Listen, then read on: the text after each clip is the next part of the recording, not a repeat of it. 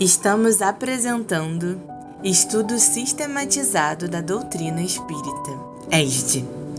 Vamos estudar juntos o livro A Gênese, de Allan Kardec, com Marco Bechara. Bons estudos! Olá, pessoal! Que prazer estar com vocês de novo nessa nossa aula da Gênese. Hoje a gente tem a aula 9 da Gênese com o Marco Bechara e o nosso episódio 33. Então, mais uma oportunidade aí de aprendizado muito grande dada pelo nosso amigo. Marco, seja bem-vindo. Atma Namastê, vamos iniciar aqui a apresentação.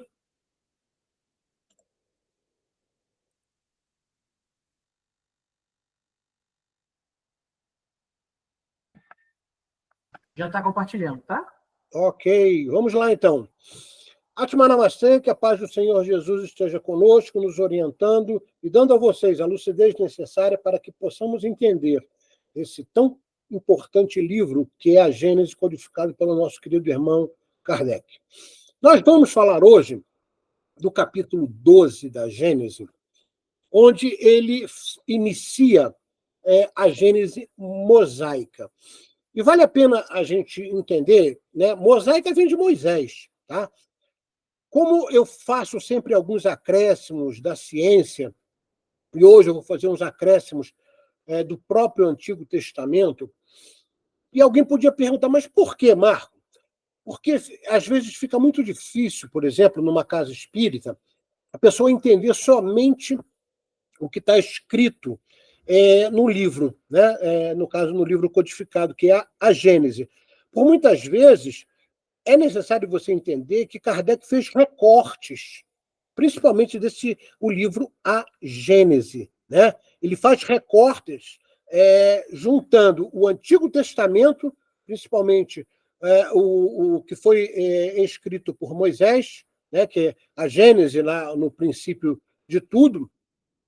Porém, ele isenta de falar de Moisés, né, que é exatamente o autor da primeira revelação. A primeira revelação foi os 10 mandamentos com Moisés, a segunda foi o nosso querido Mestre Jesus, e a terceira revelação, o Espiritismo. Então, eu acho importante você ter esse todo, para que você possa entender também a cabeça do próprio Kardec na época. Ok? Então, a gente vai fazer hoje alguns acréscimos em cima do Antigo Testamento para que você entenda como a Bíblia, né, como o Antigo Testamento trata esse início.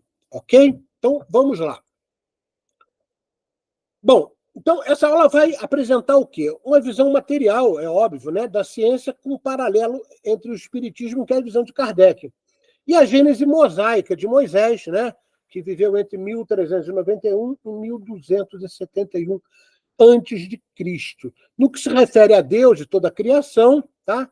E principalmente, né, abrindo os nossos trabalhos, falando sobre os chamados 6 dias. Né? Então, segundo a Bíblia, né, mosaica, né, segundo a Gênese do Antigo Testamento, que é um dos livros da Torá, que a gente vai ver, ele, na realidade, o nosso Pai criou o mundo em 6 dias, de 24 horas. Isso chega a ser uma coisa meio até aviltante, né, para o conceito da natureza. Mas vamos entender qual foi essa visão, ok? Primeira coisa que a gente tem que entender é que a Bíblia, de uma forma geral, né, e eu como teólogo, né, de formação, sou bacharel em teologia, eu posso dizer com muita propriedade, o Antigo Testamento, principalmente o Antigo Testamento, tem muita alegoria, tem muitas relações metafóricas, mas isso não significa dizer que ele está superado ou que ele não serve para nada, né? Isso é um ledo engano, tá? Então, se você souber interpretar e entender a semente que está ali, fica bastante interessante. Então, é óbvio que a gente vai ver citações do Antigo Testamento que são alegóricas, que são metafóricas. Né? Cada dia representa uma grande fase nos períodos geológicos. Então, na época de Kardec, a arqueologia, geologia, a ciência de uma forma geral, não tinha o conhecimento que nós temos hoje. Então, hoje a gente consegue fazer uma apropriação, né, do que Kardec interpretou ali em meados do século XIX, analisando, né, e fazendo, vamos dizer, referências ao livro da Gênesis. Ok? E, obviamente, para que isso tenha um sentido, houve um acréscimo de Kardec a um chamado período astronômico. E a gente vai entender isso sob a ótica científica, tá ok? Porém, essa metáfora, né, alegórica de Moisés considera o acréscimo para o primeiro período, onde nós já vimos isso em aulas passadas, quando falamos da geologia do nosso planeta, como é que o nosso planeta se formou. E vale a pena citar esse item 4 do livro da Gênesis, nesse capítulo, que ele fala uma coisa muito interessante. Se acreditava que se devia controlar a ciência pela Bíblia, naquela época, né, de Kardec. Hoje, é a Bíblia que se afere pela ciência. Ou seja, a ciência é o norte, é o que dá o direcionamento para entender a Bíblia. Ok? Bom, segundo o livro da Gênesis, você vai encontrar exatamente esse quadro lá. Né?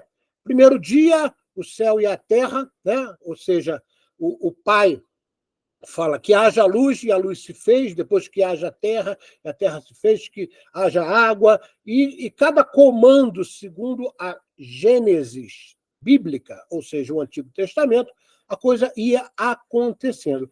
A esse período que, na realidade, Deus estava dando as ordens para a formação ainda no cosmos, né? E ele foi chamado de período astronômico por Kardec, e é o primeiro dia da Bíblia. O segundo dia é, segundo a Bíblia, a separação das águas que estão sob o firmamento das que estão embaixo. Né? Então, as chamadas nuvens, né? Cúmulos, nimbos, né? Carregada de eletricidade e de muita condensação, né? De vapor dos rios, dos próprios mares. Então, esse foi chamado segundo dia, onde há essa separação.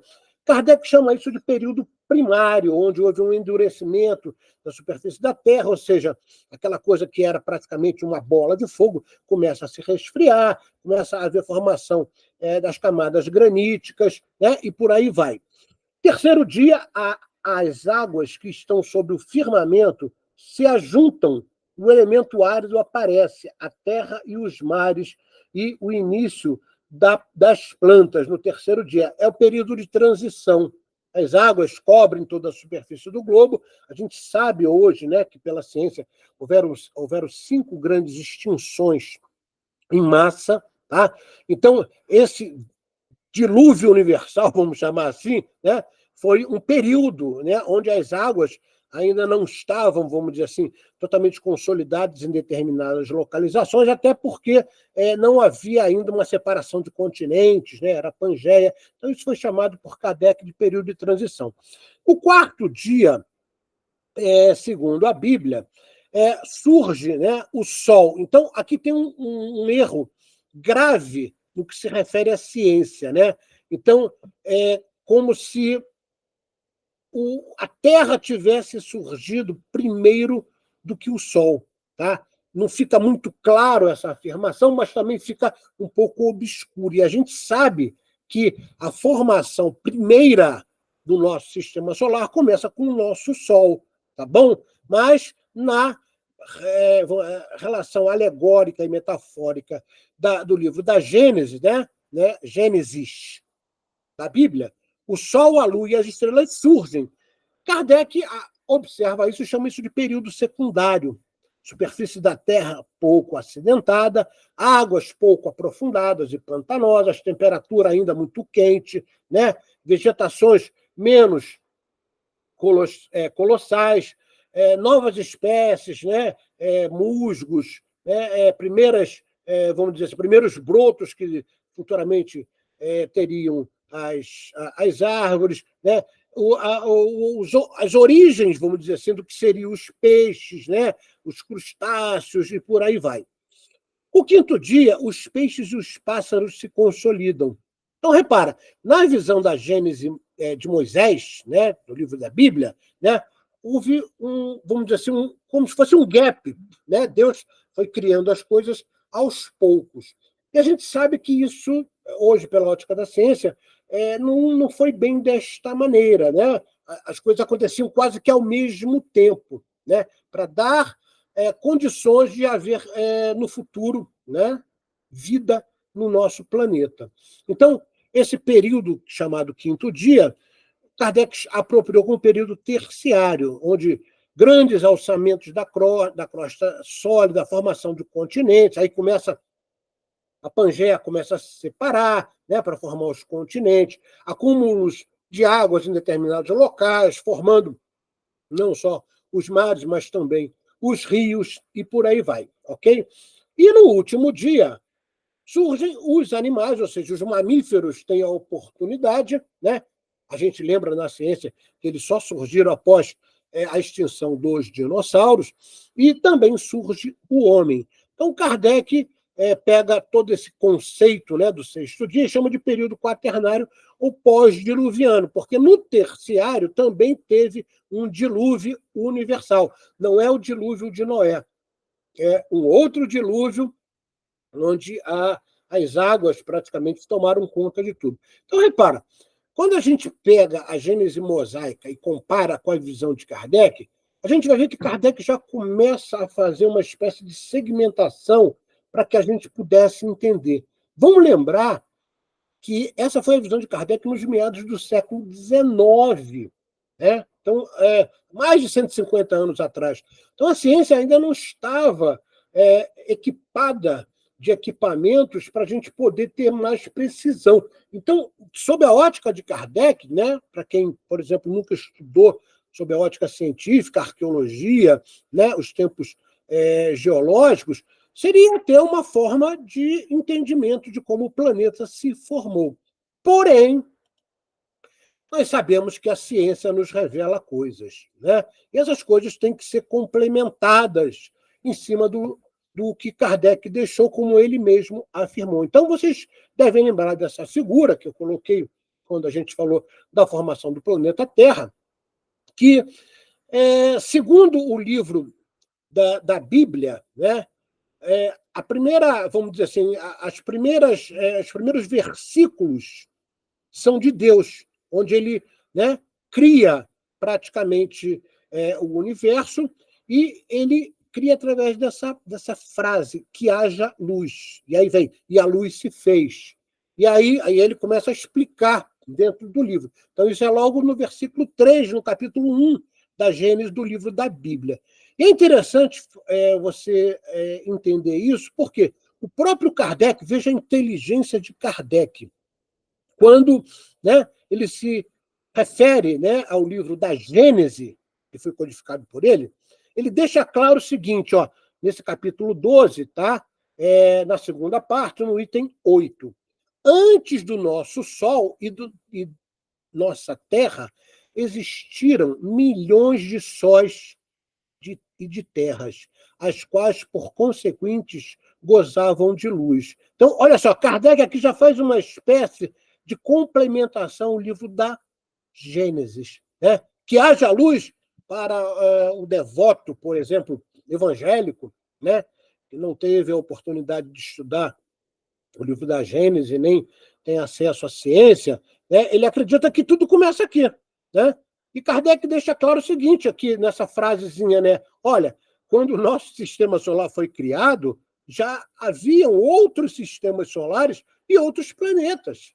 Então, veja a visão de Kardec há mais de 150 anos atrás. E aí a gente viu, teve a primeira geração, né, onde vários sistemas solares foram criados, a segunda, a terceira, e nós somos um sistema solar e, obviamente, um planeta de quarta geração. Então, entre esse espaço que inicia, segundo a ciência hoje, que é de 13 bilhões e 800 milhões de anos, através do Big Bang, Nós sabemos hoje, na ciência espírita, que antes do nosso Big Bang, existiram outros Big Bangs.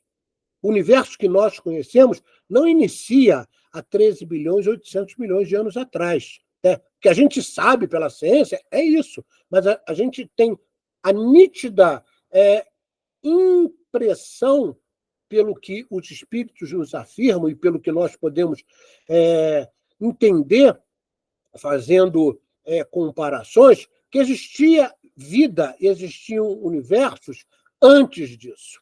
Ok? E dentro do universo que nós conhecemos, um determinado tempo depois, ou seja, a partir da evolução das gerações, surge o nosso sistema solar na quarta geração. A gente lembra que tudo no universo, né, é o hálito de Deus, como diria Leon Denis. Porém, a ciência diz que esse hálito de Deus é chamado de fluido cósmico, né, que representa 100%, ou seja, em todo o universo se encontra o fluido cósmico. E hoje a ciência já consegue entender que ele tem segmentações. Tá? 73% é energia escura, ou seja, por que escura, Marco? Porque tudo que a ciência não entende, ela fala que é escura. Né? Escura para não dizer obscuro. Então, 73% é energia escura, que se expande, e à medida em que se expande, vai criando. Tá? Por isso que o universo, a gente sabe hoje que ele está em plena expansão. A matéria escura, que quando essa energia escura, depois de ter percorrido determinado tempo, ela começa a diminuir, por exemplo, a sua velocidade e começa a agregar, tá, esses gases, né, esses, vamos dizer assim, essas propriedades fluídicas e começa a formar a matéria. Só que forma uma matéria que nós ainda não conhecemos, que é a chamada matéria escura. E a partir da matéria escura, ou seja, a partir dos adensamentos dessa matéria escura, é que forma o que nós chamamos de matéria conhecida, que são os 118 elementos da nossa tabela periódica, que representa apenas 4% do que existe no nosso cosmo. Então, veja essa proporção. Nós conhecemos ainda muito pouco. Porém, o que a gente conhece já nos dá, pelo menos, um direcionamento para o processo de entendimento. Outra coisa que a gente viu foi quando eu falei em aulas passadas sobre a formação da Terra, eu mostrei para vocês uma escala de tempo geológico, né? E eu apropriei aqui a visão de Kardec, ok? Então, a gente começa a ver que esses períodos aqui, né, Adiano, Arquiano, Proterozoico, Cambriano, né, Ortovicano e por aí vai, eles, na realidade, foram o que a ciência identifica hoje. E Kardec, quando estava falando sobre a formação do nosso planeta, ele também já estava ali, né, se utilizando do que ele utiliza nesse capítulo, que é poder entender esses períodos, né, de uma forma assim mais ampla, para não confundir, até porque não tinha explicações para aquela época. Ele chamou de período primário, transição, secundário, terciário, diluviano e pós-diluviano, ou o atual. Porém, quando a gente olha isso, o que a gente fez aqui agora para vocês entenderem? A gente juntou tudo. Tá? Nós juntamos a visão da Gênese mosaica, ou seja, da Bíblia, com a visão de Kardec no século XIX, em meados ali do século XIX, com a ciência que nós conhecemos hoje. Então, juntando essas três coisas, a gente consegue entender o seguinte. A Gênese bíblica, dizendo que é o primeiro dia, Kardec chamou de período astronômico, que foi exatamente o início da quarta geração, onde surge o nosso sistema solar. Isso ocorreu há aproximadamente, talvez um pouco mais, quase 5 bilhões de anos atrás, onde, a partir de determinada época, né, ou seja, 4 bilhões e 600 milhões de anos, né, começa a se formar o nosso planeta. Então, a isso a gente pode chamar de primeiro dia bíblico. O segundo dia, que é o período primário, que a gente viu, é o período adiano, onde começa a haver o resfriamento, né? O distanciamento, a formação do Sol. Né? Isso aconteceu há 4 bilhões e meio de anos atrás. Depois, o terceiro dia, que foi o período de transição, é o período arqueano, que foram entre 3,8 bilhões e 2, bilhões de anos atrás, dentro daquele processo, né, de surgimento, de condensação da matéria, surgimento dos continentes e por aí vai. O quarto dia, que é o período secundário, já envolve uma gama de períodos. Né? Esse período secundário, que Kardec chama, que foi o quarto dia, ele uniu, né, unificou o período proterozoico, cambriano, ortovicano, siluriano e devoniano. Isso ocorre entre 2,5 bilhões de anos atrás a 408 milhões de anos atrás. Então, repara, cada dia bíblico era realmente períodos para que a Terra, né, como diria Emmanuel, a natureza não dá salto, tudo são processos evolutivos e, por muitas vezes, de simbiose. Então, a gente começa a entender, né, não só a visão bíblica, mas também a visão de Kardec, se apropriarmos a ciência. Ok? Esse quinto dia, então, foi chamado de período terciário e até, né, diluviano, onde envolveu os períodos Carbonífero, Permiano, Triássico, Jurássico, Cretáceo. Isso ocorre entre 360 milhões e 65 milhões de anos atrás. E, por último, o sexto dia. Né? Lembrando que no sétimo dia, segundo a Gênese, Deus contemplou, né, a sua criação, ou seja, ele descansou, né? Como se Deus ficasse cansado. Mas é o que está escrito lá, né? Foi o período quaternário ou pós-diluviano, onde agregou os períodos Paleoceno, Eoceno, Oligoceno, Mioceno, Plioceno, Pleistoceno e Holoceno. Isso ocorre há 65 milhões de anos atrás, quando, né, os extintos dinossauros praticamente desaparecem e surge a oportunidade dos mamíferos até 10 mil anos atrás, principalmente quando a história nos mostra que o homem, como conhecemos hoje, surge. Ok? Então, esse agregado, vamos dizer assim, né, de coisas que a gente fez nessa planilha, dá a você a oportunidade de entender a relação entre a Gênesis, repara, Gênese, é diferente, Kardec não colocou o mesmo nome, muita gente parece que não percebe isso. Né? Então, você agrega a visão da Gênese bíblica, que é metafórica e alegórica, com a visão de Kardec, já nos meados do século XIX, ainda carecendo, vamos dizer assim, de muitas explicações científicas, e hoje a ciência da nossa época, do século XXI. Ok?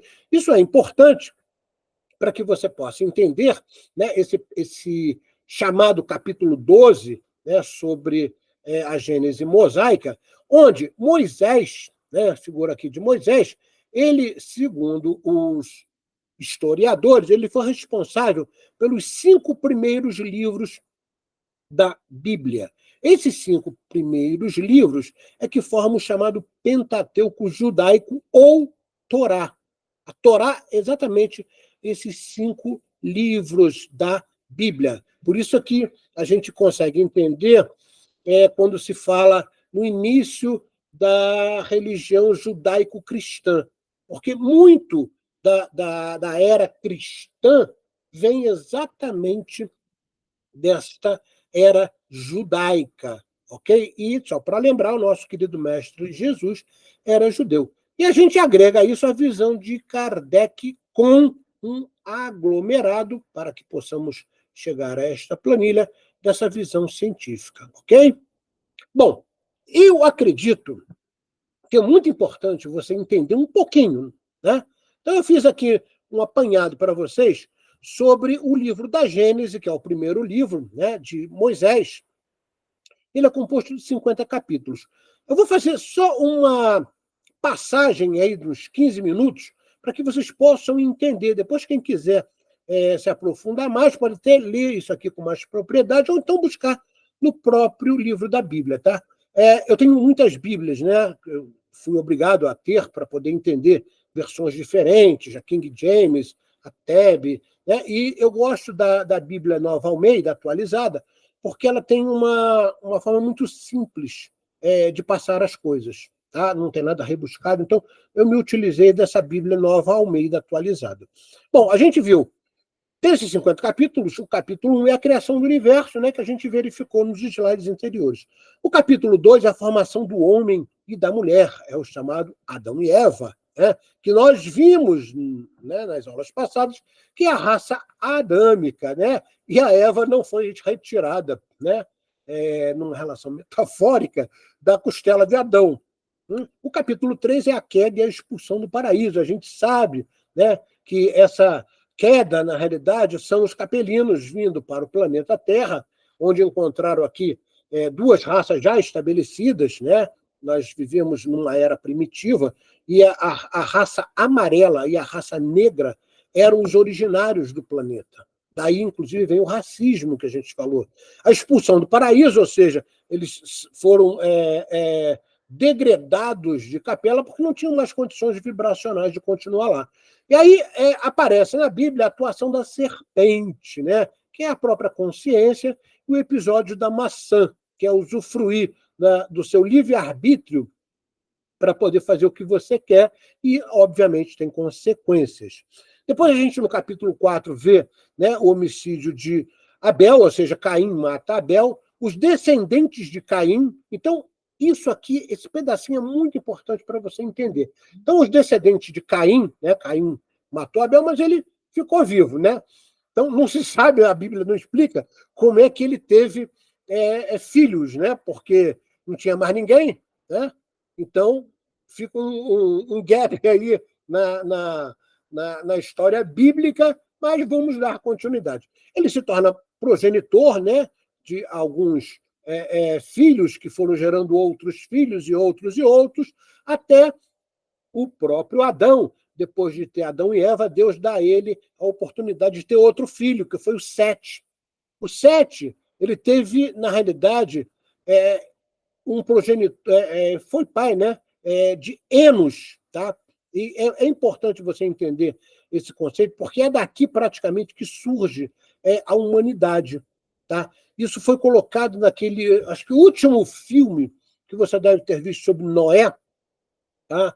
Que era com aquele ator famoso, eu não lembro o nome dele aqui agora, né? Onde mostra exatamente essa corrupção do gênero humano, né? E tudo começa ali, né, com o filho de Adão, né, Sete, e ele dá origem ao que a gente chama de raça humana, através, né, do seu filho Enos. É nessa época que, segundo a Bíblia, se começa a invocar o nome do Senhor. Tá? Adão, né, como a Bíblia coloca lá, ele gera, né, esse terceiro filho, né, porque o segundo, né, foi morto, né, um deles foi morto, e ele gera Cainã, gera Malalel, que gera Gerade, que gera Enoque, e eu faço aqui uma pausa. Por quê? Se você é um estudioso, né, dos livros sagrados, você vai ver que o livro de Enoque traz muitas informações interessantes que valem a pena a gente entender. Então, aqui começa praticamente a história do que nós entendemos. A maioria dos centros espíritas sequer estudam, né, esse conceito aqui para trás. Por quê? Porque eles acham que não é importante, né? Então, eu tenho uma visão já teológica, eu acho que é importante sim. Então, a partir de Enoque, surge Matusalém, que gera Lameque, que vai chegar em Noé. Noé é aquele da arca, Marco. Noé tem 3 filhos, Sem, Cã e Jafé. Marco, por que é importante eu entender isso? Só para você ter uma ideia, todos esses personagens que eu coloquei aqui, eles viveram entre 550, vamos colocar com mais precisão, de 550 a 900 anos. Aí você fala assim, mas peraí, tem uma coisa errada. É óbvio que a forma de contabilizar o tempo era diferente do que nós temos hoje, né? O calendário juliano, né? totalmente diferente, porque será que é concebível uma pessoa viver 900 anos? Né? Como é que as células do corpo conseguem se renovar durante tanto tempo? O pecado, entre aspas, já existia. Né? Então, é óbvio que fica aí um conceito metafórico ou alegórico, dizendo que eles eram homens velhos, né? Mas 900 anos é muita coisa. Aí você vai lembrar, quem viu aquele filme Último de Noé, né? Que ali ocorre a corrupção do gênero humano, começa a haver guerra, e aí Noé recebe a missão, né, através de algum emissário do nosso pai, para que ele pudesse fazer a arca para salvar os que estavam isentos de pecado. Tá? Surge também o episódio dos gigantes, vocês devem lembrar que os gigantes, nesse filme, eles eram petrificados. Né? Pô, Marco, por que petrificados? Porque o adensamento de um espírito mais evoluído, principalmente no planeta mais atrasado, ele se sente meio sem mobilidade. Por isso que eles colocaram, sem querer, talvez, aquele conceito de gigante. Por quê? Porque eles eram espíritos mais evoluídos, mas estavam, vamos dizer assim, purgando suas mazelas para auxiliar os humanos encarnados já naquela época. Então, você deve lembrar que a partir do momento que Noé começa, né, no filme isso, para vocês fazerem um paralelo, né, começa a colocar os animais, né, e a sua família na arca, os gigantes estão ali brigando, né, com os descendentes de Adão, e a partir do momento que eles jogam muitos, né, matam muitos lá, eles explodem, né, e se transformam em luz e sobem para o céu. Tá? Então, o filme narra de uma forma também alegórica, mas uma coisa bastante interessante, porque é mais ou menos uma forma de nós entendermos que temos uma compreensão maior, que a partir do momento que os capelinos auxiliam a raça humana, aqueles que não estavam tão densos, eles começam a retornar à capela. Eles foram chamados de anjos decaídos, né? Muitos nomes foram dados, né? A gente viu isso na mitologia, nas duas aulas passadas. Muitos desses gigantes, como a gente viu, retornam aos céus, tornando-se luz, no combate à corrupção humana. Nesse capítulo também verificamos a construção da Arca de Noé, capítulo 6.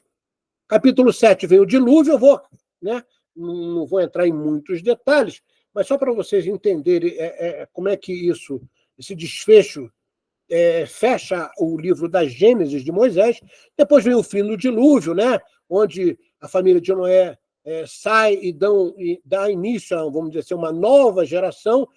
Os 3 filhos de Noé, Sem, Cã e Jafé, que vão dar reinício a tudo, né? Surge a Torre de Babel, segundo a Bíblia, Deus acha, né? Como se Deus estivesse preocupado com as besteiras que o ser humano fazia nessa época, mas é o que consta lá. Então, segundo a Bíblia, Deus fica olhando para o homem, acreditando nele estar sendo muito petulante, para querer ter uma torre que vá até os céus, para poder interagir com os anjos e por aí vai. Então, o que Deus faz? Deus confunde eles e faz com que eles consigam, vamos dizer assim, falar línguas diferentes, porque até então só existia uma língua, segundo a própria Bíblia. Né? Eles se comunicavam por gestos e existia uma forma só de comunicação. Então, a Torre de Babel mostra exatamente o início de formas diferentes de comunicação. Tá? Agora, vocês vão reparar que os descendentes de Sem, que é um dos filhos de Noé, ele dá origem, né, praticamente à raça humana, e principalmente ao que nós conhecemos hoje como a herança judaica, porque ele se torna, tá, dentro desses descendentes, ele se torna pai de Abraão. E Abraão é exatamente o patriarca da futura nação dos hebreus. Tá? Abraão, junto com Abraão, né, esse filho de Noé, Sem, ele tem outros filhos, Naor e Harã. E Harã gera um outro filho chamado Ló. Puxa, Marco, então Ló era sobrinho de Abraão. E a Gênesis, a partir daí, dá continuidade nesse conceito, entre aspas, familiar. Tá? Deus, já nessa época, chama Abraão, que na época se chamava Abrão.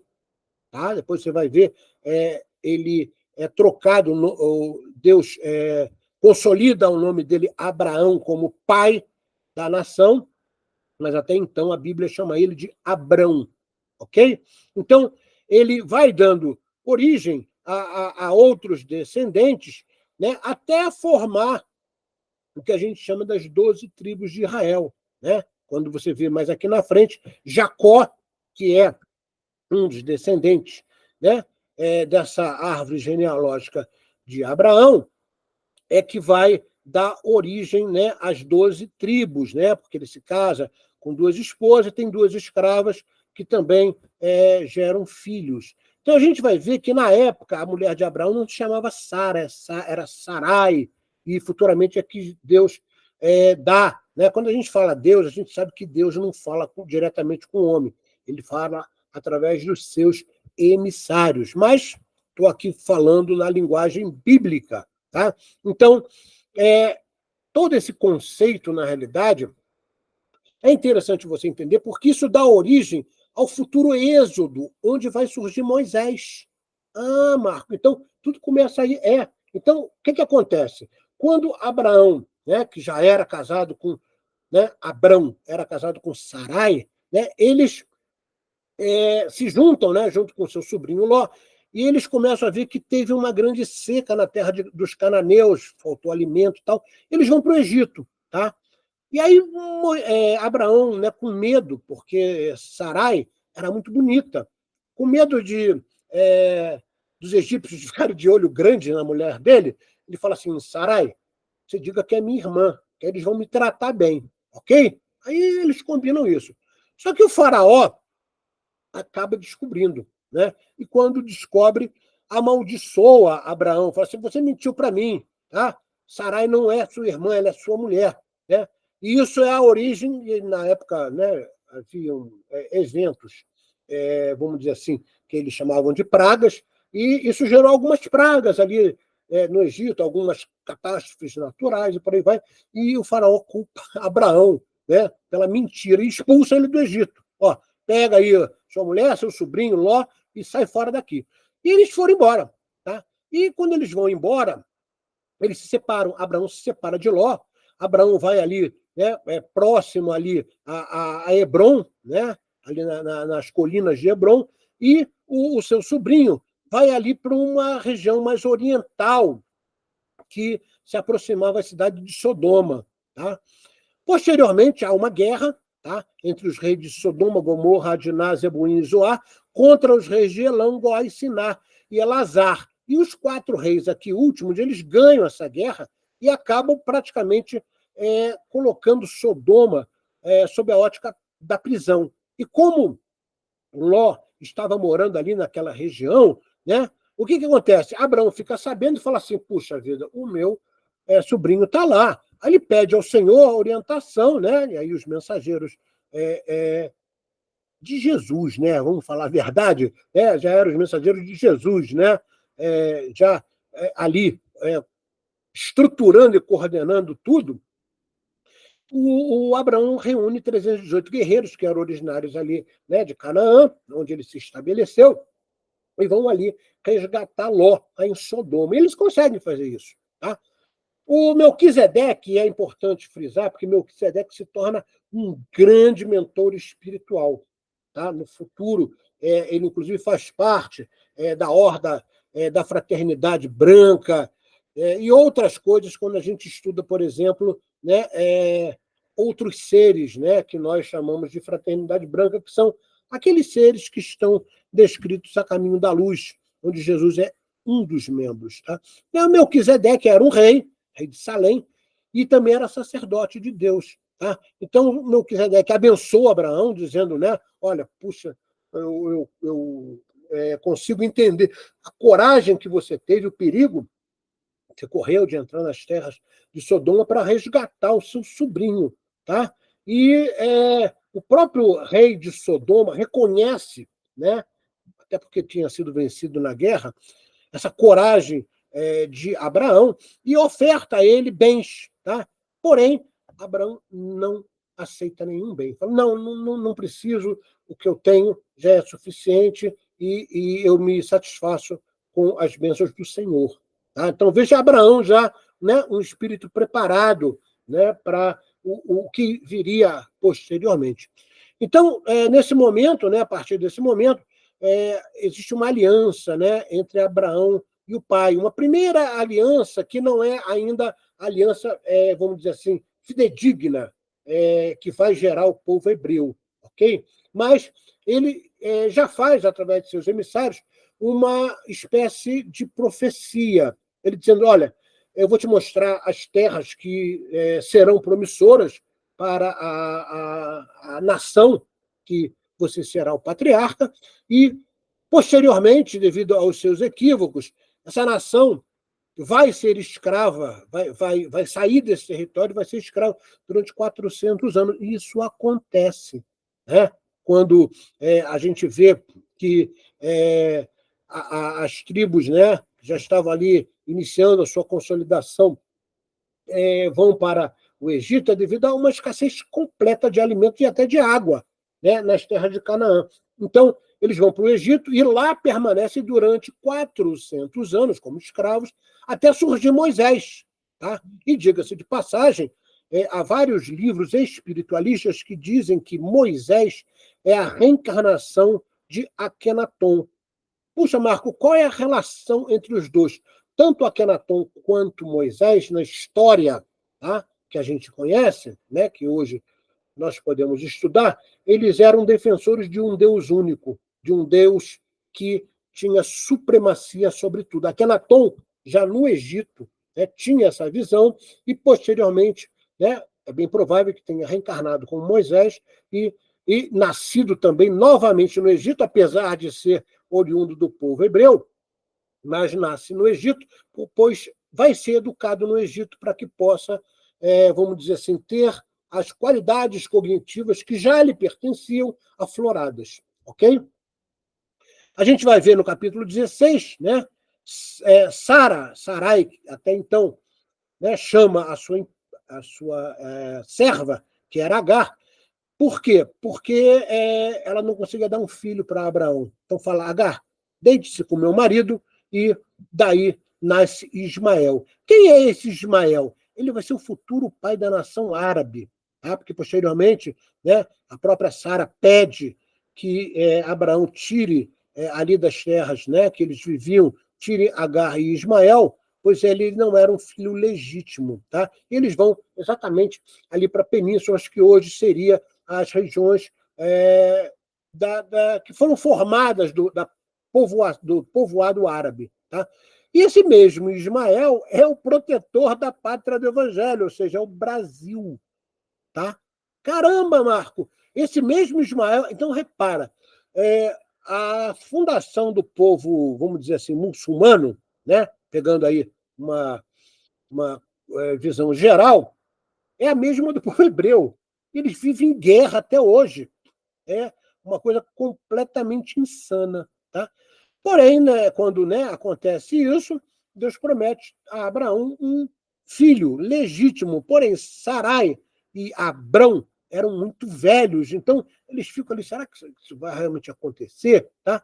Mas isso acontece. Tá? Então, Sara engravida já, bastante idosa, segundo a Bíblia, quase 80 anos, e Abraão tinha quase 90 já, tá? Mais de 90 até, acho que 92 ou 93 anos. Então, engravida e surge Isaque, tá? Que vai ser o futuro pai das 12 tribos de Israel. Tá bom? Então, nesse capítulo, né, já 18, eu estou fazendo alguns pulos, vou acrescentar um pouco mais de velocidade para que a gente possa entender. Abraão, né, pede misericórdia pelo seu sobrinho que estava lá em Sodoma. Lembra? Que eles se separaram e tal. E aí, essa misericórdia é atendida. Tá? Ló recebe lá na casa dele 2 anjos, né?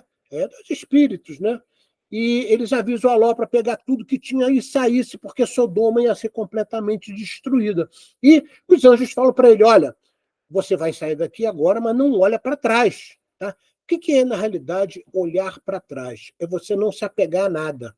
Não só coisas materiais, a coisas, vamos dizer assim, que nós estimamos no nosso laço afetivo. Né? Então, tudo que ficou no passado, que deixe no passado. Tá? Então, essa é a representação da estátua de Ló, né? A mulher de Ló, que se torna uma estátua de sal. Por que sal? Porque sal é a representação da cristalização, né? Da petrificação. E o que acontece, na realidade, essa destruição de Sodoma, né? E posteriormente Gomorra também, se dá por uma explosão ali nas ilhas de Santorini, que era próximo, né? Aquela região ali de Sodoma, e gera ali uma nuvem piroclástica. Essa nuvem piroclástica tem muitos gases quentes, cinzas, pedras, e elas vêm com uma velocidade acima de 160 quilômetros por hora, ou seja, é muito rápido. Então não dava tempo de ficar olhando para o passado, tentar pegar alguma coisa, por isso que eles falaram, não olhe para trás. Né? Porém, a mulher de Ló olha para trás, né? Uma representação bíblica, e ela se petrifica. Ló se estabelece posteriormente sem a sua mulher, apenas com as duas filhas, em Zoar, e posteriormente as suas filhas observam que Ló já estava velho e quase não tinha mulheres lá em Zoar, onde eles foram. E quando eles chegam lá, as duas meninas falam assim, caramba, nosso pai não vai ter herdeiro, o que a gente faz? Então elas falam o seguinte, olha, vamos embebedar nosso pai e a gente se deita com ele para que a gente possa dar herdeiros para ele. Isso acontece, né? Tanto a mais velha se deita primeiro, depois as mais novas, e elas geram, segundo a Bíblia, exatamente a nação, entre aspas, né? Os povos moabitas e amonitas, ok? Então, é interessante você entender como é que a Bíblia narra essa construção para que, né, você possa entender melhor posteriormente com por que Moisés aparece, ok? Então, até o capítulo 20 eu, né, expliquei um pouco mais, porque a maioria das casas espíritas não dão a melhor bola para isso. Né? E eu acho importante você entender, né, o caldo cultural e as nuances que ocorreram para que o Egito, na época de Moisés, surgisse e o porquê se estabelece o êxodo, que é a fuga, né, do Egito, né, para principalmente o conceito do Monte Sinai, onde Moisés recebe, né, a tábua dos 10 mandamentos. Então, a partir daqui, eu cito apenas o capítulo, tá? Mas vale a pena você entender esse capítulo inteiro da Gênesis, ok? Então, você tem lá, né, no capítulo 20, Abraão e Abimeleque, o nascimento de Isaac, né, como a gente falou, que vai ser, né, o progenitor de todas as 12 tribos, tá? E daqui nasce, né, o conceito da pátria do povo hebreu. Né? Deus coloca Abraão à prova, aquele episódio que Deus fala para ele pegar Isaac e oferecer como uma prova de devoção a Deus, né? Então, e Abraão não nega fogo, né? Ele vai lá, coloca Isaac na pedra, no altar, né? E estava pronto para matar, como se fosse um cordeiro, né? E aí, né, ele recebe, né? Abraão era um grande médium, recebe a inspiração, né? Segundo a Bíblia, os anjos aparecem e diga, não precisa fazer. A gente só estava tentando testar a sua fé.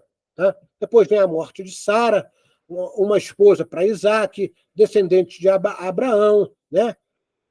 Isaac na terra dos filisteus, Isaac abençoa Jacó, Jacó vai para a casa de Labão, Jacó se encontra com Raquel, tá? Que vai ser sua esposa, né? Vai dar origem aos primeiros filhos que vão formar as 12 tribos.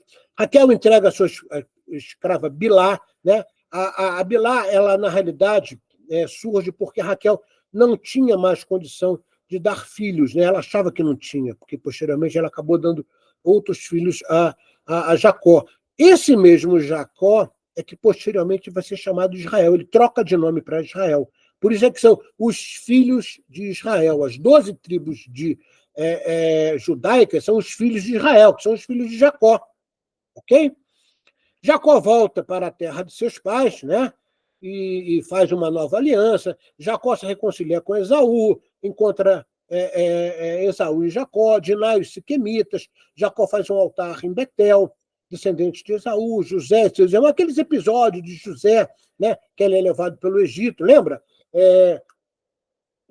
Vários filmes aparecem, né? Eles fazem uma armadilha, né, para José. José cai, já era garoto ainda, e os irmãos vendem para uma caravana, né, que estava passando, que estava precisando de dinheiro, então vendem José. José é como escravo para o Egito, só que chega lá, ele mostra as suas qualidades, era muito inteligente, um médium fenomenal, e o faraó, né, acaba gostando dele, principalmente porque ele interpretava sonhos. Então, em toda aquela história de José, né, os irmãos de José vão para o Egito, porque, né, ocorre uma grande seca lá na região onde os irmãos deles viviam, e aí eles vão lá pedir auxílio ao Egito, se defrontam com o seu irmão sem saber que é o seu irmão. O seu irmão coloca, né, uma taça, ele manda preparar alimentos para levar para o seu pai, para o seu povo, ele coloca uma taça, que era um copo, que José tinha guardado, e aí só quando chega lá na casa do pai de José, né, os irmãos levando aquele alimento todo, é que eles reconhecem, caramba, essa taça era do nosso irmão que a gente vendeu, José. Aí que eles pensam, caramba, será que era José? Né? Então, toda aquela história bonita da Bíblia, né, que dá a você uma forma de entendimento. Até, né, José se torna um grande governante do Egito, né, auxiliando o faraó, até que ocorre a morte de José, e aqui termina, né, o livro da Gênese. O livro da Gênese não fala de Moisés. É isso que eu queria que vocês entendessem. O livro que vai falar sobre Moisés é o segundo capítulo da Bíblia, que é o Êxodo, que só vai falar ali no capítulo 2 sobre o nascimento de Moisés, né? E vai falar da morte dele no último livro da Gênese, que é o Deuteronômio, que é bem provável que mais de metade dele não tenha sido escrito por Moisés, tá? Porque ninguém vai escrever, né? Eu morri, não dá, né?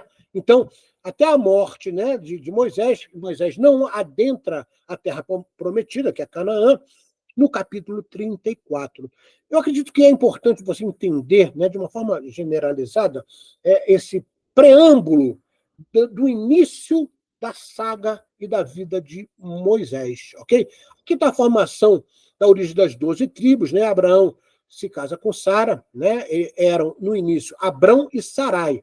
Depois, os emissários de Deus, né? Basicamente, os emissários de Jesus, trocam o nome deles para Abraão e Sara. E aí nasce Isaac, tá? Aqui não está, vamos dizer assim, colocado Ismael. Por quê? Porque Ismael não foi um filho de Sara, foi um filho de Agar, que era empregada, né? Era escrava de Sara. Então, por isso que nessa origem das 12 tribos, Ismael não aparece. Mas Ismael, como eu falei a vocês, vai fundar todo o povoado, toda a população, todo vamos dizer, o que a gente chama hoje da raça, vamos dizer assim, do povo árabe, né? E, posteriormente, como espírito, se torna o grande protetor do nosso Brasil.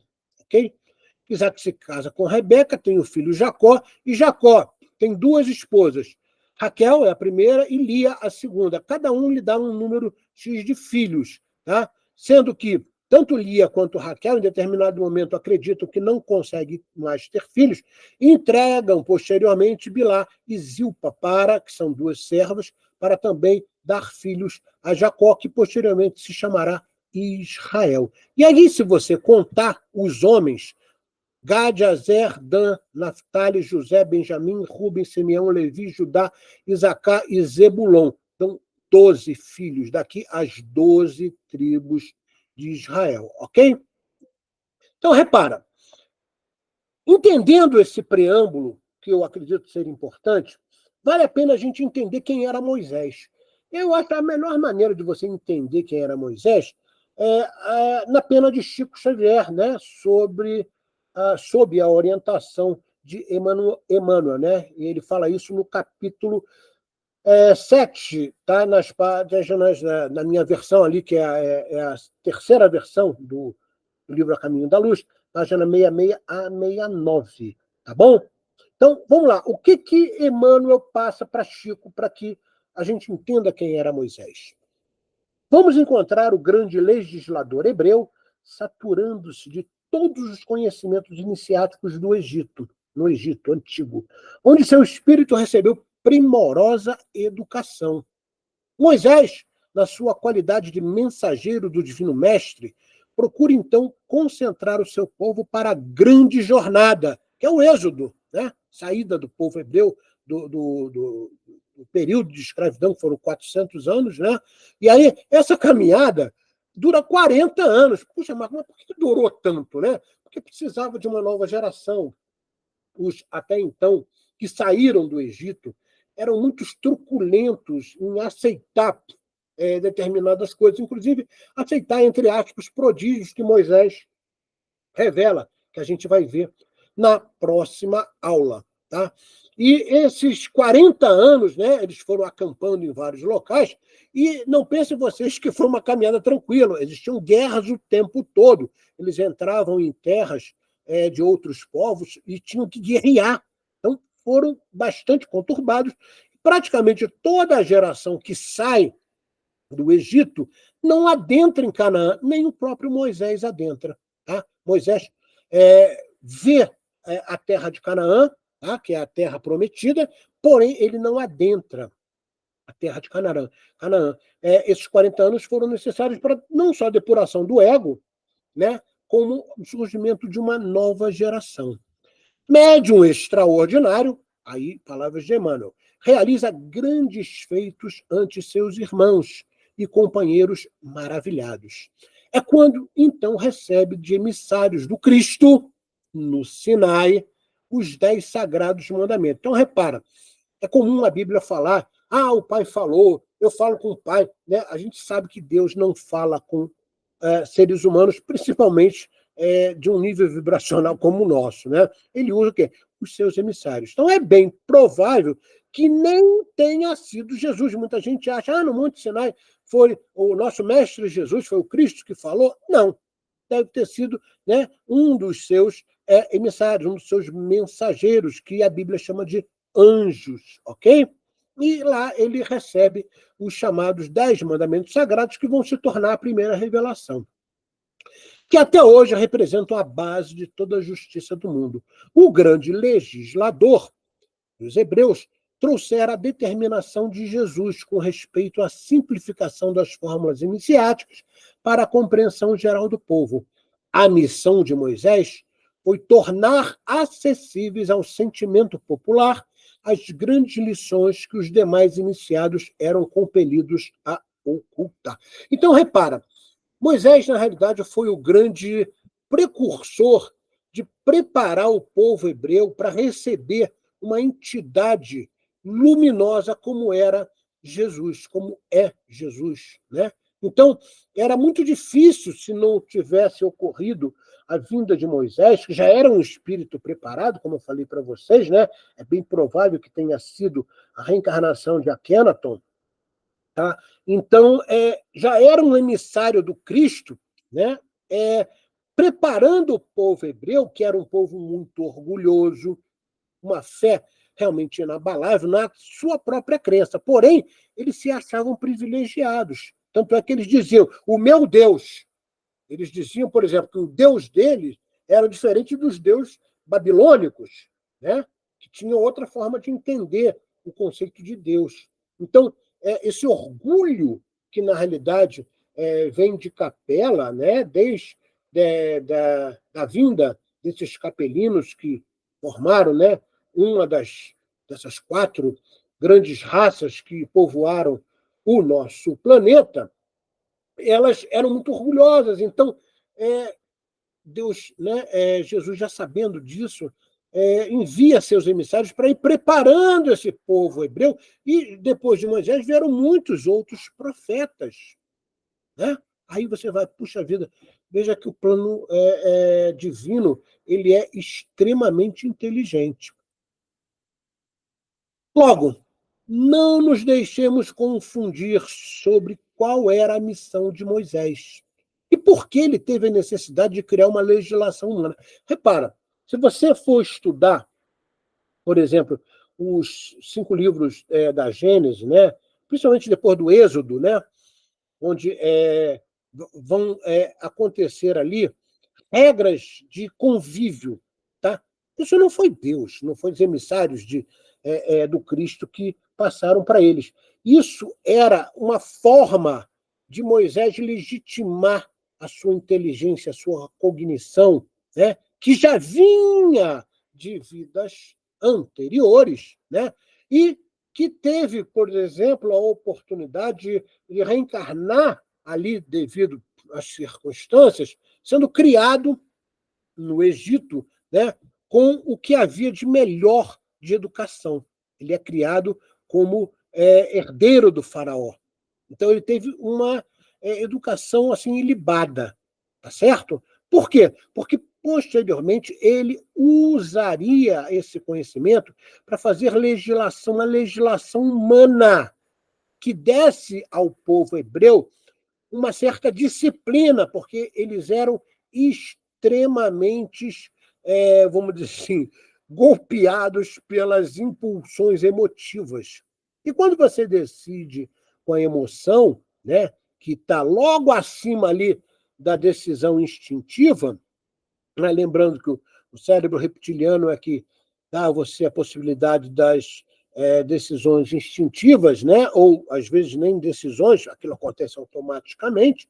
Logo depois vem o quê? No cérebro mediano?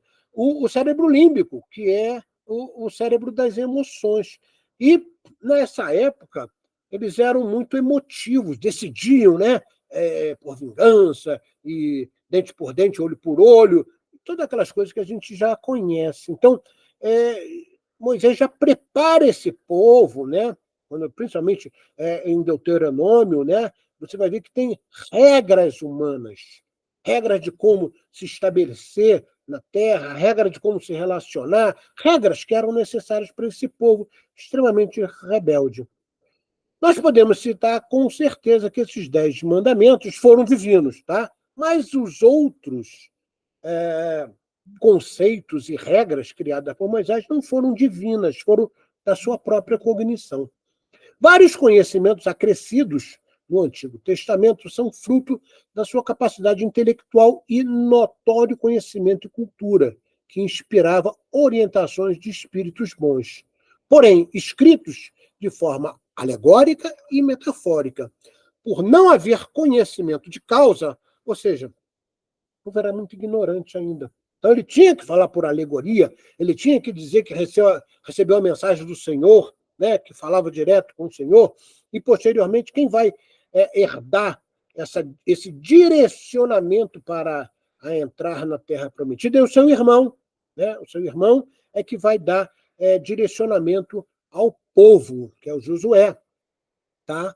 E que nós não vamos estudar aqui, porque é o Êxodo. Porém, na próxima aula, eu vou explicar para vocês algum, entre aspas, milagres, né, sob a ótica científica que Moisés realiza. Ok? Então, a gente espera que, com esse pequeno acréscimo que eu fiz do Antigo Testamento, principalmente do capítulo 1 da Gênesis da Bíblia, tá? Que é o Antigo Testamento, você tenha tido uma propriedade, né, intelectual de compreensão de qual é o caldo cultural que Moisés surge. Isso é importante para que você possa entender até porque as formas de Moisés decidir, por que ele tomava determinadas decisões em relação ao povo. É importante você entender esse caldo cultural, principalmente, que ocorre na narrativa bíblica, que a grande maioria dos espíritas não estuda. Ok? Mas a gente aqui acredita ser importante. Então, nossa bibliografia, você sempre sabe, é o livro original da Gênese, né?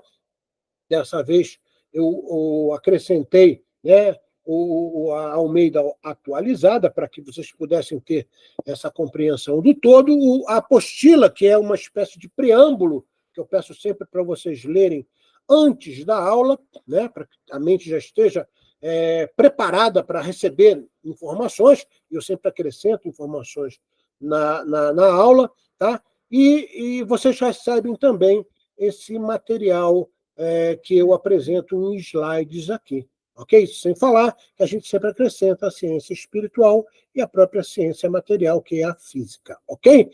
Muito obrigado a cada um de vocês que esteve conosco. Atma Namastê. Que a paz do Senhor Jesus esteja nos nossos lares e que possamos, na realidade, dar continuidade ao nosso curso. Beijo no coração, até o próximo domingo.